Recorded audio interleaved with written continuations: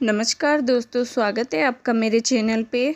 तो आज मैं आपको सुनाने जा रही हूँ दुर्गा सप्तशती का तीसरा अध्याय। तो चलिए शुरू करते हैं। बोलो माता रानी की जय। ऋषि बोले, महाअसुर चिक्षुर सेनापति ने जब ये देखा कि सेना तो इस प्रकार मारी जा रही है, तब उसे बड़ा क्रोध उत्पन्न हो गया और वह स्वयं भी अंबिका के साथ युद्ध करने निकल पड़ा। युद्ध में जाकर उसने देवी जी पर बाणों की इस प्रकार वर्षा की जैसे मेघ सुमेर पर्वत की चोटी पर जाकर जलधारा बरसा रहा हो। तब देवी ने उसके बाण समूह को खेत में ही काट दिया। फिर बाणों द्वारा उसके सारथी घोड़ों को मार डाला। फिर झटपट उसका धनुष और ऊंची लहराती ध्वजा काट कर गिरा दिए। जब उसका धनुष कट चुका तब अपने बाणों से उसके अंग बींद डाले। जिसका सारथी एवं घोड़े मर चुके थे और धनुष कट चुका था, तब वह बिना रथ के पैदल तलवार ढाल लेकर देवी के रथ की ओर दौड़ा। तेज तलवार से सिंह पर जाते ही प्रहार कर दिया।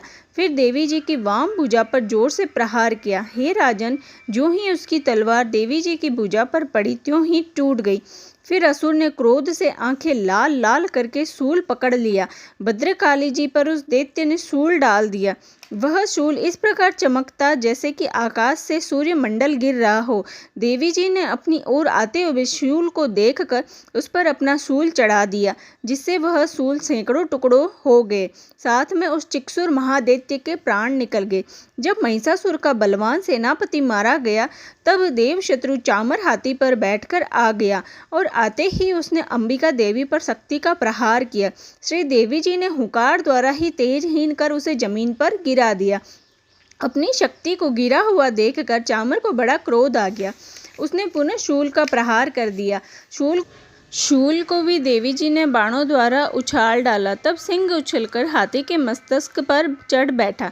फिर दैत्य ने सात भुजा युद्ध करने लगा। वे दोनों परस्पर लड़ते लड़ते उस हाथी पर से नीचे पृथ्वी पर आ गिरे और भयंकर प्रहारों से परस्पर युद्ध करने लगे। तब बड़े वेग से सिंह ऊपर को उछला और ऊपर आकाश से नीचे की ओर गिरते गिरते पंजों के प्रहार से दैत्य चामर का सिर धड़ से अलग कर डाला। देवी जी ने शिला एवं वृक्ष आदि से युद्ध में उदग्र को मार डाला। फिर कराल को भी दांतों, मुक्कों एवं थप्पड़ों के द्वारा मार गिराया। क्रोध में परिपूर्ण देवी ने गदा की चोटों से उद्दत को चूर चूर कर दिया। बिंदीपाल शस्त्र द्वारा, वास्कल तथा बाणों द्वारा अंधक एवं ताम्र को मारकर यमधाम भेज दिया।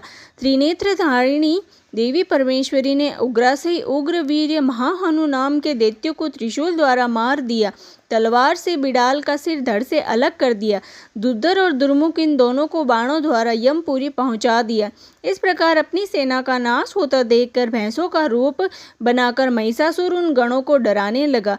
कुछ एक गणों पर अपने थुथुनों से प्रहार किया, दूसरों को सिंगों से फाड़ा। कुछ एक को वेग द्वारा, दूसरों को सिंहनाद द्वारा और घूमने से अन्यों को श्वास वायु द्वारा पृथ्वी पर गिराया। इस प्रकार गण सेना को गिराकर वह महिष सिंह की ओर झपटा। ज्यों ही सिंह को मारने लगा, तब जगदम्बा को बड़ा क्रोध उत्पन्न हुआ।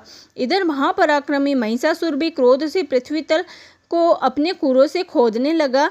फिर सिंगों से बड़े ऊंचे ऊंचे पहाड़ उठाकर फेंकने लगा।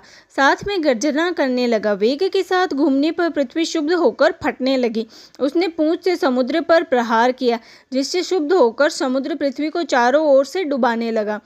चलायमान होते हुए सिंह के द्वारा छिन्न भिन्न हुए बादल के टुकड़े टुकड़े हो गए। उसके श्वासों की कठोर वायु से उड़ते हुए सैकड़ों पर्वत आकाश से गिरने लगे। इस प्रकार क्रोधपूर्ण उस महादैत्य को अपनी ओर आता देखकर चंडिका उसे मारने के लिए क्रोध में आ गई। कुपित चंडिका ने उसकी ओर पास फेंका व उसके द्वारा उस दैत्य को बांध लिया। तब तो उस महायुद्ध में बंधे उस दैत्य ने अपने महिषासुर रूप का त्याग कर दिया, झटपट सिंह के रूप में आ गया। जो ही चंडिका उसका सिर काटने लगी, तब तो वह तलवार हाथ में लिए पुरुष दिखाई देने लगा। तब शीघ्रता से तलवार ढाल वाले उस पुरुष को अपने बाणों से देवी ने बींध डाला। जब वह एक बड़ा हाथी हो गया, अपनी सूंड से देवी के सींग को खींचकर फिर गर्जने लगा। उसके खींचते समय अपनी खड़ग के द्वारा देवी ने उसकी सूंड को काट दिया। फिर वह माँ दैत्य भैंसे के रूप में आ गया और चराचर त्रिलोकी को सताने लगा। तो जगत माता चंडिका क्रोध में आकर फिर उत्तम मधुपान करने लगी और लाल लाल नेत्र करके हंसने लगी।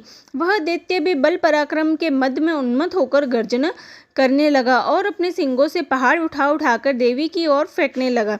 देवी जी ने भी अपने बाणों के समूह से उसके फेंके हुए पर्वतों को चूर चूर कर दिया।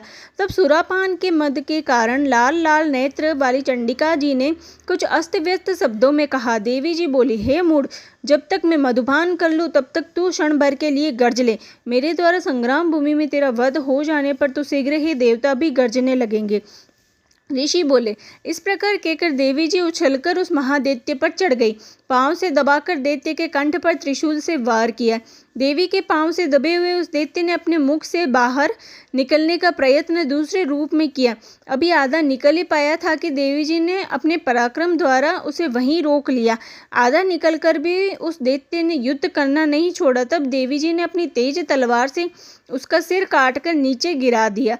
दैत्य सेना हाहाकार करने लगी। तब उस सारी सेना का भी देवी जी ने नाश कर दिया। सभी देवता अत्यंत प्रसन्न हुए। दिव्य महर्षियों के साथ सभी देवताओं ने स्तुतियाँ की। गंधर्वराज गायन करने लगे, अप्सराएं नाचने लगी। बोलो माता रानी की जय।